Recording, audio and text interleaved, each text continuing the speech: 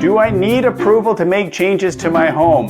I get this question all the time, and the short answer is yes. If you live in a condo or townhome, your unit is part of a larger building that's managed by a strata.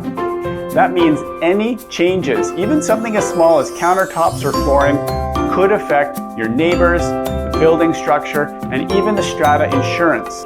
Strata approval ensures that your project follows the building's bylaws, protects common property, and most importantly, it keeps you in good standing with your neighbors. On top of that, the city may require permits, especially for things like electrical, plumbing, gas, and structural work.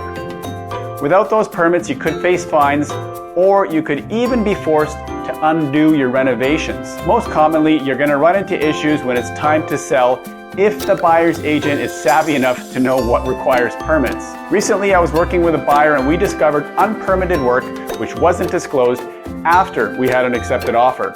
So we negotiated another $10,000 off of the price, which was a very costly mistake for those sellers. Now, what if you own a detached home where there is no strata? Well, you should still check with the city if you're making any changes that involve things like electrical, plumbing, structural, or gas.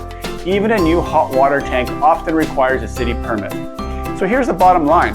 Before making any changes, check with both the strata and the city.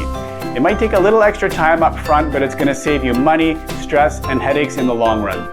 If you're ever unsure about what might require permits or not, please reach out to me anytime. It's always best to ask before you start.